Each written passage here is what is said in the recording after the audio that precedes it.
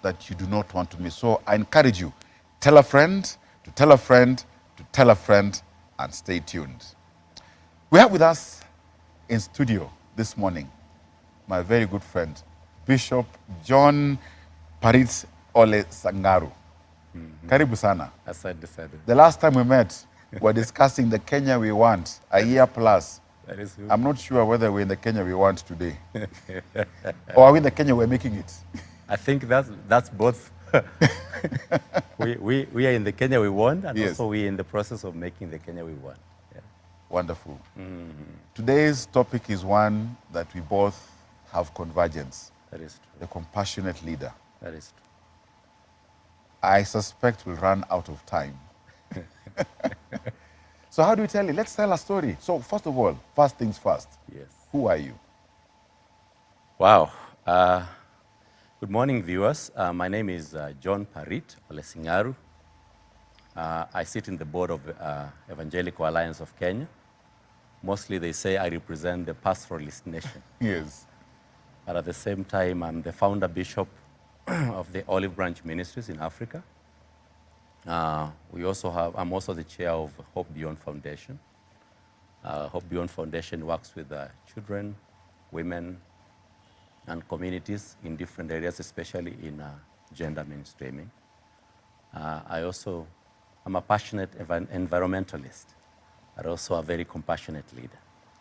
You know, just from your profile, if there's a common thread, and if I remember my school days, there is a least common denominator. There's a thread that is running through in all this. That's true.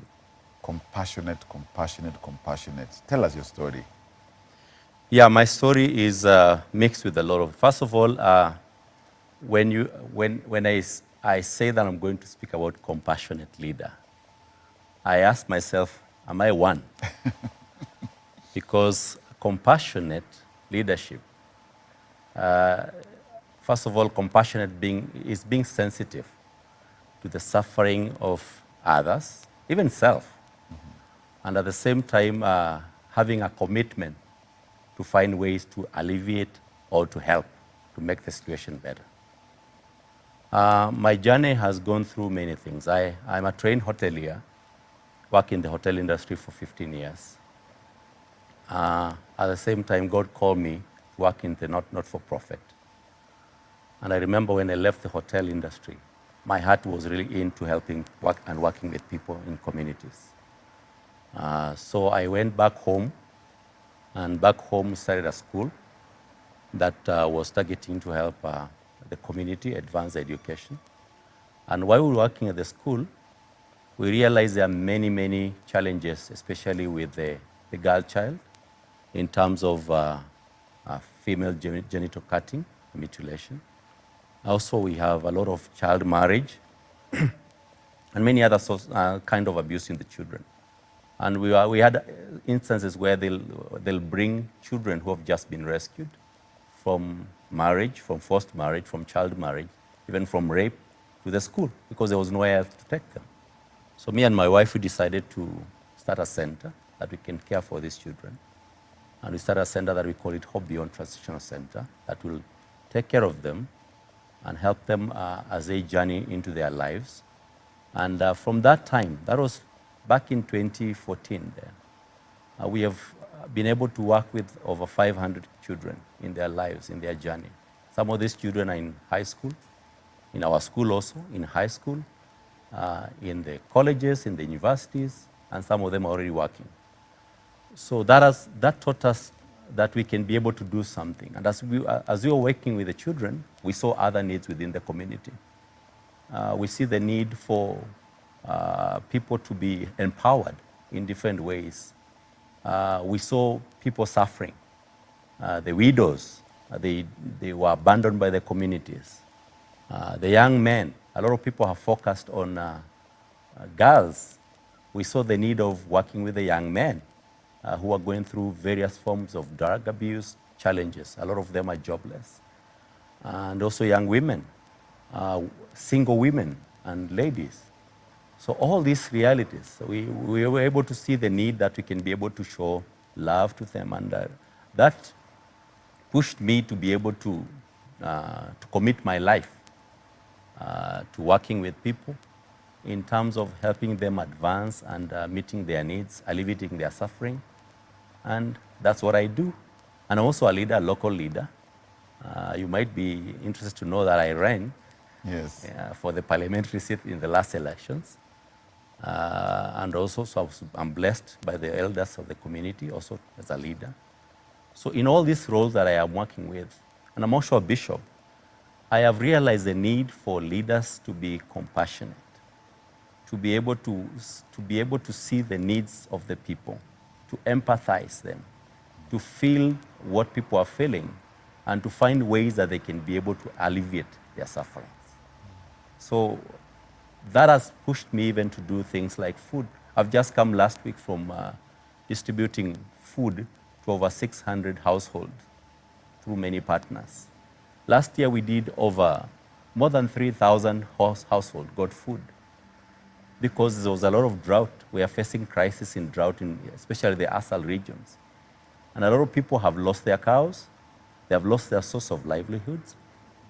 I remember last year at some point, we even tried to do water, take the water to the people because there was no water. There was no pasture for the cows. You took pasture, just as a way of reaching out to the people. And I realized compassion calls you To do something. to do something. You might not have the resources, but whatever you have, you do it. Do something, be available. It's interesting. I mean, yesterday when we were going through HGF and in the good book, you realize there's nothing new in the world today that hasn't been there Yeah, true. from time immemorial. That is very Maybe you could pick one or two examples, a couple from the Bible that speak to compassion. And the primary example or leader that you look up to with the heart of compassion and contextualize in the present moment. Matthew 14, I think, we're talking about. We're just talking about it, and Jesus is my primary role model of a compassionate leader. There are many places in the Bible, over 100 plus, that talk about compassion. I remember this story I was just reading this morning, Matthew 14, about Jesus, especially after John the Baptist was beheaded, and every other person now, people felt left like without a shepherd, and people went to Jesus, multitudes. And they were out there in the desert, and thousands of people. And Jesus was talking to them, and come lunchtime, come evening, the disciples were like, Jesus, Hapa itakuwaje? hii shida, can you tell these people to go to the villages, to their homes, to get some Wajipange. food? Yeah, wajipange.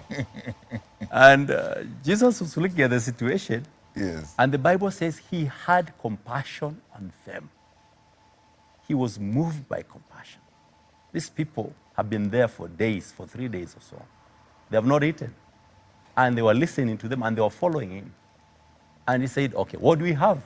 And I think that's what compassion calls for. There is always got to be something that you can be able to, that you have. What do you have?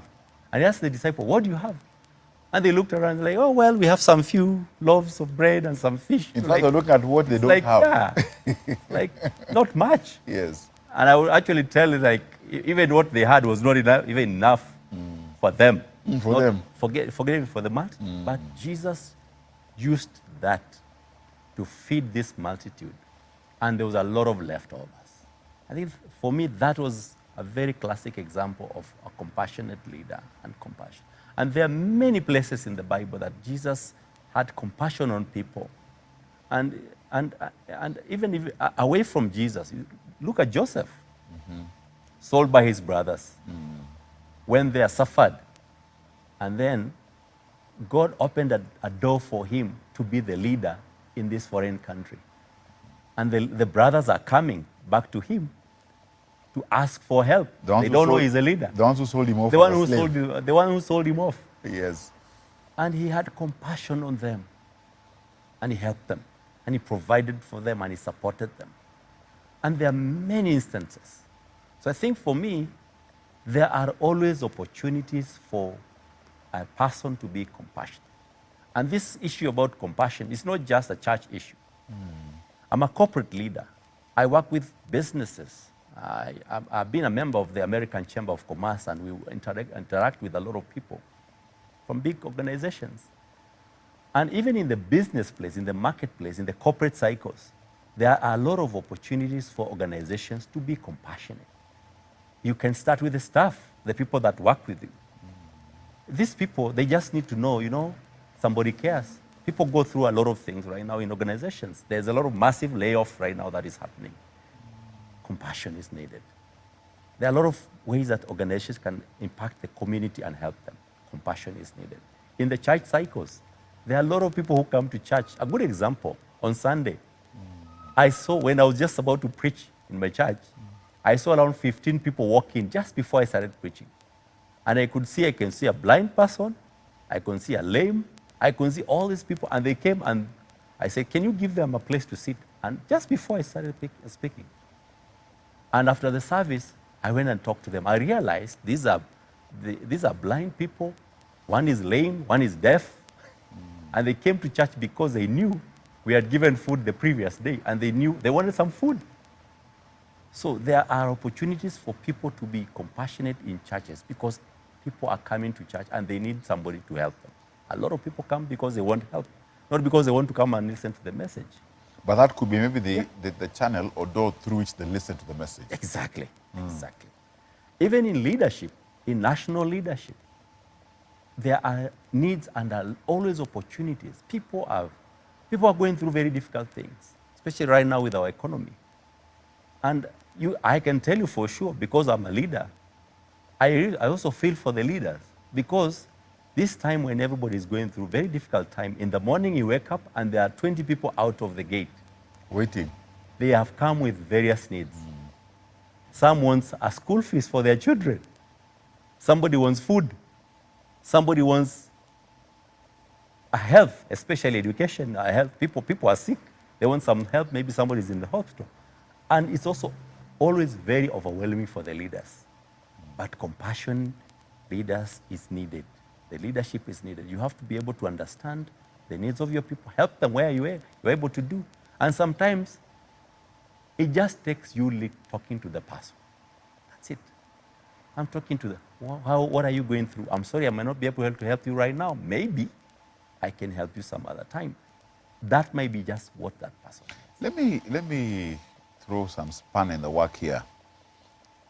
Is charity work necessarily equal to being compassionate?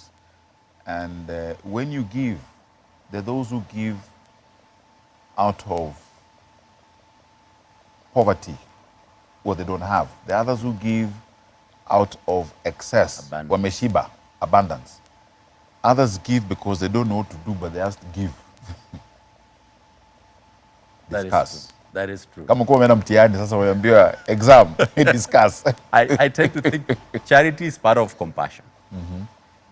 And because people are needy and there are so many needs. And if you're able to give in terms of alleviating the suffering of the other person, that's part of compassion. Because people are suffering. Actually, the word compassion is a Latin word that comes two words. That means helping or being there for the person who is suffering. Like being with that person, helping the person who is suffering. So alleviating that suffering is compassion. And most of the charity work that people do is compassion. It's very good. But then I think it goes beyond what is the motive of you doing it. I think that is a $1 million question we'll always ask people. Why are you doing it? Are you doing it because you want some political mileage? Are you doing it because you want some money? You want to fundraise for some money? You enrich yourself and you just give the little? Why are you doing it? And I think that touches also in terms of the leadership. Why are you, as a leader, doing it? And I think that the $1 million is people are needy. There is a lot of suffering in our communities in different ways. Trust me, a good example. If you look at my phone, every week, you find you've been added to a WhatsApp group. On a daily basis. On a daily basis. That's true. Yeah. Actually, WhatsApp has come up with a way of blocking. Yes. But still people add you to WhatsApp group. Yes. And if you look at this, most of this, I always accept to be added because it helped me to see what are people going through. Be in touch with the reality You of are the very ground. surprised. Yeah. There are people who are sick. They just need support. There are people who are dead. A relative has passed on, and they need some support to bury that person. There are people who need food.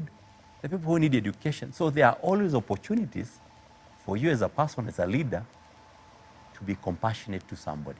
It's not something, there's a lot of it. So it's how do you able to balance all this and help people? Having the heart of compassion with Christ in us, He's never left us, never forsaken us. That is. Does that then, in so doing, reflect that virtue? Yeah. And is that what you've been called upon to do? I think for me, because my role model is Christ, and I look at what he has done to people across when he was walking in this world, I realize one of the biggest things that he has done, he's loved people. Because compassion is beyond just normal. It involves being loved, to love, to empathize, To feel. to care, to be concerned. And if you look at everything that he did, that is a very big part of what he did. He walked with, and it doesn't matter who. I mean, the beggar, the blind person, the lepers. And you know, remember those days. Yes. I mean, a leper The is a person that ostracized. will be very, very far from you. Kabisa. The leper, the woman who was bleeding for many years, and many people. So if you look at the way he handled them, at the end of the day, that person felt needed, attended, valued.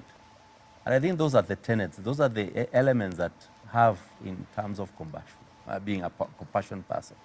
You have to be understanding. You have to have the feeling of helping, the feeling of valuing that person. And many times that might not be monetary. It might just be that you're okay. And there are a lot of people out there who just need somebody, who just, they feel that you care for them. And I'd like to remind us, shame of the nation, where years back when we had a season of abundance, and we had excess milk that was being poured out rather than actually even give or get in powder and give. There's always need somewhere. That is very true. I mean, you are in the hospitality industry. Yeah. And food, one thing we can teach our children, first of all, pick what you can consume and then add. Don't pick excess, don't waste. And what remains, again, someone else can. Exactly. There's more than enough for all of us, but never enough for any one of us, those who are greedy. I having come from the hospitality industry, that was my first training. I always felt that there's a lot of food that is left. I am not advocating for them just to go out there and give out. But there are ways that there are a lot of hungry people in the neighborhood. If you look at some of these big hotels, look around. You go to Upper Hill, there are very big hotels. Just Next around, to it, Kibera. Definitely. You go to Kawangware, the slums, Definitely. there are big, Definitely. all these areas, there are people who, so even there's this thing called corporate CSR. Yes. There are very many opportunities that you can be able to go out there and help people. There are a lot of people who are hungry out there. I just remember when we were feeding this time people, the food that we gave, somebody just gave somewhere. It's one of the corporates said, I'm going to give you food. And we got food to feed 600 people, 600 homes.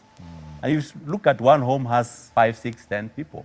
You can imagine how many people that has fed. A classic example of a compassion of what you're talking about is a lady, I don't know, I've not met her. She called me one day and she told me, you know what, Bishop, I have some food. She said, my name is Jane. I have some food. My farm, I have harvested, and there's so much food that is getting spoiled in the farm. It's going to get waste. Yeah, it's a lot of waste. Can I bring that food to you? I said, yeah, of course. And that was like early this year. And she has always been bringing that food Wow. twice a week. Wow. She brings like bags, several bags of kales, of sukuma wiki and all that. I have tried to meet her. She has told me that's what I feel God told me.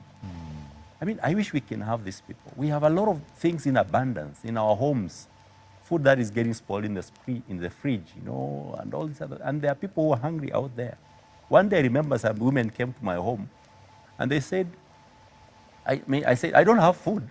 But they said, we want that one from your kitchen. What you have? That one. You cannot tell us you don't have food. Ile uko nayo hiyo. Hiyo. And we had to give that. Yes.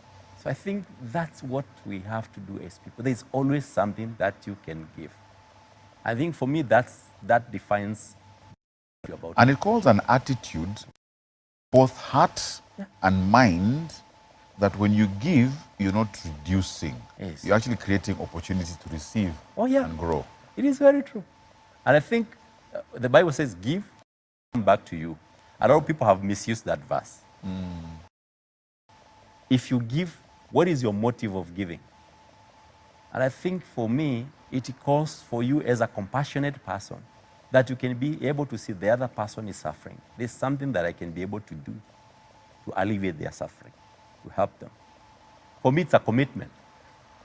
I committed and said, well, whatever I have, I'm going to share out. That's it. I do farming. I'm also a farmer. I harvest whatever I get from the farm. I take it to the home. You recall in the Bible when, was it Ruth? I forget the other lady, when they were going around the farm and they told... Ruth and Naomi. They told, no.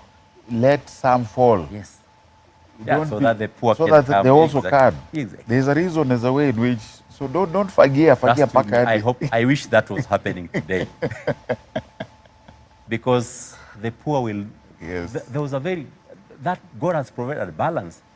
There will always be poor There will among always us. be. He said there will be. Yeah. And it is by design. I think God has allowed that you can have an opportunity to help. And reflect that heart of compassion because He's in us. Yeah, because everybody, it is in us. And I think it's about time God pricks our conscience that there are needy, there are poor people, there are people who are suffering among us. And that we have something that we can do about their needs. I think for me, you can have an extra coat.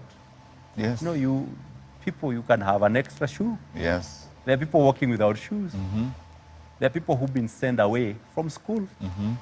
And maybe sometimes they only need 5,000 shillings. I mean, there's day I was walking, I found children going home. I said, why we've been sent home? Home, what is the problem? We've been sent to go and get 100 shillings for the watchman. Can you imagine? And there were 16 children. So they were sent home because there's a money that has to be paid by the parents for the security person. So 100 shillings, they missed the whole day of studies, maybe a whole week. Look at that opportunity cost. Yeah. And I think there is always something that you can always, if you look around, and this is a challenge to every person, look around you, you will always find an opportunity of somebody that you can help. And you don't have to say it, but you can do that. And discouraging the notion that you give out of excess. Exactly. I'm one person who hates the culture of handouts, the culture of giving out. It's demeaning, and you remove someone's compassion standing. calls for dignity. Dignity. Helping with dignity. Helping that person and they feel like I've been helped, not waanika mbele alafu waonekane ndio wana shida. And I think that's, for me, that's the heart of compassion. And even those who are in positions to be channels, first of all, we are not owners. On this earth, we are just but stewards. It is true.